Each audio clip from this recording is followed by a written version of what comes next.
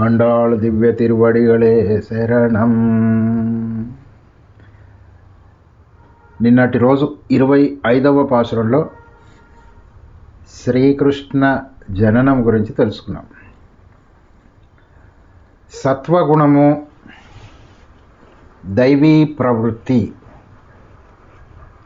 ఈ రెండు కలిసి ఉన్న చోట కృష్ణ జననం జరుగుతుంది. కృష్ణుడు జన్మించాడు. అక్కడ నుంచి నందుల వారు యశోద దగ్గరికి చేరాడు. ఇక్కడ దేవకీదేవి వసుదేవుడు అంటే దైవీ ప్రవృత్తి సత్వగుణము అని నిన్న మనం మాట్లాడుకున్నాం. అలాగే నందుడు ఎవరు? ఆచార్యుడు. యశోద మంత్రం. ఇప్పుడు యశోదానందుల దగ్గర కృష్ణ పరమాత్మ పెరుగుతున్నాడు కథాపరంగా. ఆచార్య ఉపదేశము జరిగింది. ఆచార్యుడు ఏ మంత్రం ఇస్తారు అంటే తిరుమంత్రము, లేదా దాన్నే అష్టాక్షరి అంటారు, ద్వయమంత్రము, చరమ శ్లోకము. ఈ మంత్ర అనుష్ఠానం కావాలి. అనుష్ఠానం అంటే మంత్రానుష్ఠానం అంటే సామాన్యంగా ఏమనుకుంటుంటారంటే ఆ మంత్రాన్ని జపం చేయటము అనుకుంటారు. కాదండి, మన నిజ జీవితంలోకి అనుష్ఠానంలోకి రావాలి. పరమాత్మకు నేను దాసుడను, నేను చేసే పనులు ఇక మీదట అన్నీ భగవత్ కైంకర్యంగానే చేస్తాను, నేను భగవానుడి చేతిలో ఒక పనిముట్టు అని గుర్తించటం జరగాలి. 26వ శ్లోకంలో కొన్ని వ్రత సాధనాలు అంటే పరికరాలు అడుగుతున్నారు. మాలే మణివಣ್ಣ మార్గశి நீராடுவான் மேலையார் செய்வனகள் வேண்டுவன கேட்டியேல் ஞானத்தையெல்லாம் நடுங்க முரல்வன பாலன்ன வண்ணத்து உன் பாஞ்சஜன்யமே போல்வன செங்கங்கள் போயப்பாடுடை எனவே சால பெரும் பறையே பல்லாண்டி செய்ப்பாரே கோல விளக்கே கொடியே விதானமே ఆలి నిలయాయ్ అరుళేలో రెంబావాయ్. పెద్దల దృష్టిలో ఈ మార్గశీర్ష వ్రతం వర్షాలు పడాలి, దేశం సుభిక్షంగా ఉండాలని వారి యొక్క కోరిక. ఇక్కడ గోపికల అభిమతం వేరుగా ఉంది. కృష్ణ సంశ్లేషం, భగవద్ అనుభవం పొందటమే వారి యొక్క పరమోద్దేశం. మాలే అని పిలుస్తుంది. ఎంత చక్కగా 2 అక్షరాల పదాలతో ఆ కృష్ణుని మాలే అంటే ఆశ్రిత వ్యామోహము కలవాడా అని బోధిస్తూ ఉన్నది. ఇప్పటి వరకు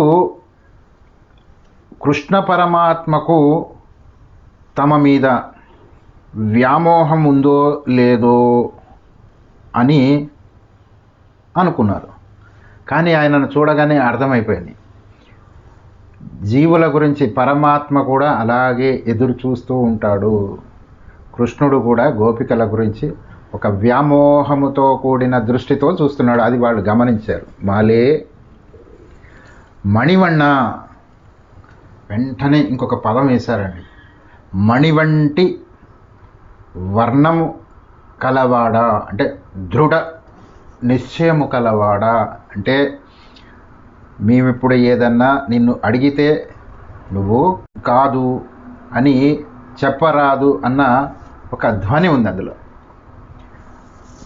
దృఢ నిశ్చయం కలవాడా మణివಣ್ణ అని అంటున్నారు.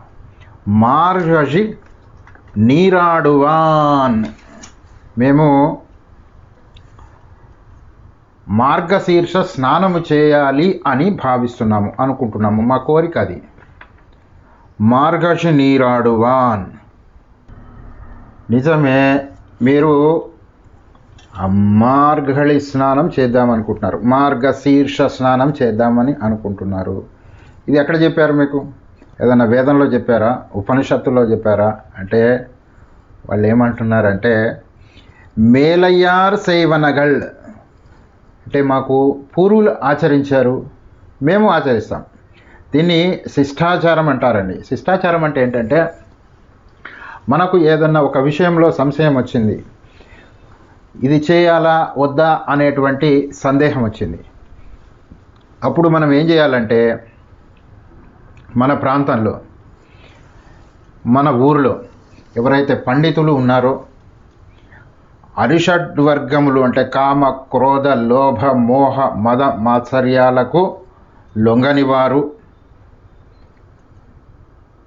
వాళ్ళు ఏం చేస్తారో ఆ పని మనము చేయాలి. దీన్నే శిష్టాచారం అని అంటారు. ఆ శిష్టాచారం ప్రమాణం మాకు అని ఈ గోపికలు చెప్తున్నారు. అంటే మా పూర్వులు ఆచరించారు, మేము ఆచరిస్తాము.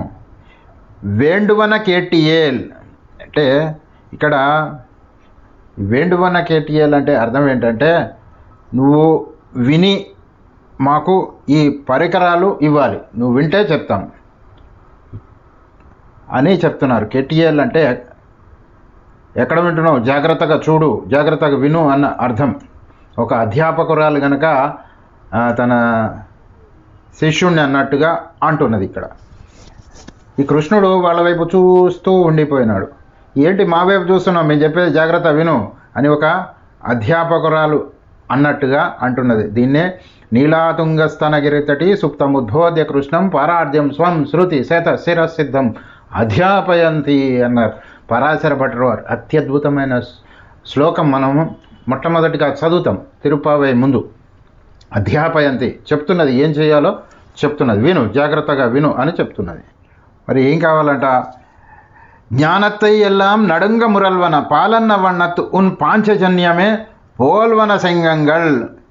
ఆ భూమండలం మొత్తం కంపించిపోయేటట్టు శబ్దించేటువంటి ఆ పాల రంగును పోలినటువంటి నీ పాంచజన్యము పోలిన శంఖాలు మాకు కావాలంట. నాకు భగవద్గీతలో వస్తుంది, మొట్టమొదటి అధ్యాయంలో అర్జున విషాద యోగంలో. ఒక్కసారి ఆ శంఖాన్ని పూరించే వరకు సఘోషో ధార్తరాష్ట్రాణం హృదయాన్ని వ్యదారయత్. ఆ శంఖధ్వని దుష్టుల యొక్క, దుర్యోధనాదుల యొక్క ఆ హృదయాన్ని కంపింపజేసిందంట. అంత గొప్ప శంఖం అది. అటువంటి శంఖములు మాకు అనేకం కావాలంటున్నారు. ఈ గోపికలకు ఈ శంఖం అంటే చాలా ప్రీతి ఉన్నది, చాలా ఇష్టం. ఎందుకంటే ఆ కృష్ణుని చేతిలో ఉంటుంది, ఎప్పుడూ దూరంగా పోదు. ఆ కృష్ణుని యొక్క ఉచ్ఛ్వాస నిశ్వాసాలన్నది రుచి చూసింది. ఆయన తన పెదవికి దగ్గరగా పెట్టుకొని శంఖధ్వానం చేస్తుంటాడు కదా, కాబట్టి ఆ శంఖం అంటే చాలా ఇష్టం. కానీ కృష్ణ పరమాత్మ చూస్తున్నాడు, శంఖాలు అనేకం కావాలా, లేవే, ఒకటే ఉన్నది పాంచజన్యం, సరే అది ఇస్తాను మీకు అనుకొని ఇంకా ఏం కావాలన్నట్టు చూస్తున్నాడు కృష్ణ పరమాత్మ. పోయప్పాడుడై అనవే చాలా పెరుంపరయే అని అంటున్నారు. చాలా పెద్ద విశాలం కలిగినటువంటి పెద్ద తప్పెట కావాలంట. అది ఒకటే ఉన్నది. అది ఎక్కడిదంటే విక్రమావతారం స్వీకరించినప్పుడు స్వామి ఆ 3 లోకాలను కొలిచినప్పుడు ఆ శ్రీమన్నారాయణ యొక్క వైభవాన్ని, త్రివిక్రమావతారం వైభవాన్ని చాటి చెబుతూ ఆ భూమండలం చుట్టూ 18 సార్లు ఒక తప్పెట తీసుకొని జాంబవంతుడు ప్రదక్షిణం చేశాడంట 18 సార్లు. అది ఒకటే ఉన్నది పెద్దది నగారా అని ఆలోచిస్తున్నాడు. సరే దాన్ని కూడా ఇస్తానులే అని పరమాత్మ అనుకున్నాడు లోపల. పల్లాండి ఇసైపారే అంటే పల్లాండు అంటే మంగళాశాసనం చేసేవాళ్ళు చాలామంది కావాలంట. చాలామంది అంటే ఆలోచించారు. పెరియాళ్ళవారు ఉన్నారు, సరే ఆయనను కూడా ఇస్తాను అని మనసులో అనుకుంటున్నాడు. కోల విళక్కే మంగళదీపం కావాలంటున్నారు. ఏంటండి మంగళదీపం? ఆ మంగళదీపం ఏంటో పరాశర భట్టర్ వారు అద్భుతంగా చెప్తారు. ఉల్లాస పల్లవిత పాలిత సప్తలోకి నిర్వాహకోరకిత నేమ కటాక్షలీలాం శ్రీరంగహర్మ్య తల మంగళ దీపరేఖాం శ్రీరంగరాజమహిషీం శ్రియమాశ్రయామ. ఇది ఒక మంగళ దీపం అండి. ఈ మంగళ దీపం యొక్క కాంతి ఆ శ్రీరంగ హర్మ్యతలంలో అంతటా వ్యాపించి ఉన్నది. ఆ దీపం వెలుగులో మనము రంగనాథుణ్ణి చేరుకోవచ్చు. ఆ దీపం వెలుగు లేకపోతే రంగనాథుణ్ణి చేరుకోలేము. ఇది పరాశర భట్టర్ వారి హృదయ స్పందన. దాన్ని కూడా అడుగుతున్నారు వీళ్ళు. ఆ మంగళ దీపరేఖ కావాలి మాకు. సరే, లక్ష్మీదేవి ఉన్నది, ఇద్దాంలే అనుకున్నాడు కృష్ణ పరమాత్మ. కొడియే వితానమే, మాకు ధ్వజం కావాలి. అలాగే ఒక చాందిని కావాలంటున్నారు. ధ్వజం ఏంటి? అది కూడా ఒకటే ఉన్నది. గరుడ ధ్వజుడు స్వామి, వేదమూర్తి అయిన గరుత్మంతుడు, ఆయనను కావాలని అడుగుతున్నారు. సరే, ఆయనను కూడా ఇద్దాంలే అని అనుకున్నాడు పరమాత్మ. ఇంకొక చాందిని కావాలట. ఆ చాందిని మంచు పడకుండా ఒక చాందిని కావాలి. మేము మార్గశీర్ష స్నానానికి వెళ్తుంటే అన్నారు, ఈ చాందిని అంటే ఏంటంటే మాకు ఒక ఆచ్ఛాదన కావాలి, ఒక సాంప్రదాయం కావాలి అని కోరుతున్నారు అని చెప్పి ముందే ఒక మాట అడ్డు వేస్తున్నారు. ఏమని అంటున్నారంటే, ఆలి నిలయాయ్ అంటే ఓ వటపత్రశాయి అంటే నువ్వు లేవని, ఈ వస్తువులు నా దగ్గర లేవు, ఎక్కువ లేవని అంటావేమో, నువ్వు ఎన్నైనా మాకు ఇవ్వవచ్చు. ఆలి నిలయాయ్ అంటే నువ్వు వటపత్రం మీద శయనించి ఆ నాభి కమలంలో నుంచి ఒక పద్మాన్ని ఉద్భవింపజేసి అందులో బ్రహ్మగారిని ఉద్భవింపజేసి ఈ సృష్టినంతా కొనసాగించేటట్టు చేస్తున్నావే, మాకు ఇవన్నీ అనేకం కావాలి, ఇవ్వలేవా? అరుల్, కృప చేయమంటున్నారు. మనము చాలాసార్లు చెప్పుకున్నాం కదండి, పరమాత్మ వైభవం ఎంత శ్లాఘించబడిందో ఆచార్య వైభవం కూడా అంత శ్లాఘించబడింది ఈ తిరుప్పావైలో. ఆలి నిలయాయ్ అంటే వటపత్రము మీద శయనించినవాడా అంటే మర్రి ఆకు మీద శయనించినవాడా. దీన్ని కాస్త విడదీశామనుకోండి, ఆలిన్ నిలయాయ్ అంటే మర్రి చెట్టు. పరమాత్మ యొక్క నీడలో ఉంటే తాటి చెట్టు కింద ఉన్నట్టు అన్నారు పెద్దవాళ్ళు. అదే ఆచార్యుల యొక్క ఆచ్ఛాదనలో ఉన్నారనుకోండి, అప్పుడు మర్రి చెట్టు కింద ఉన్నట్టు. ఆలిన్ నిలయాయ్ అని కూడా చదవాలని చెప్తారు. అది ఆచార్య వైభవాన్ని అత్యద్భుతంగా కీర్తించబడింది ఈ యొక్క తిరుప్పావైలో. ఆలిన్ నిలయాయ్, అరుళ్, ఇవన్నీ కృప చేయమన్నాయి. మరి ఇవన్నీ ఎక్కువగా లేవు కదా, అనేకం లేవు కదా అంటే దీని అంతరార్థము, స్వామి నువ్వే మా వాడివి కావాలి అని దీని యొక్క అంతరార్థం. స్వస్తి.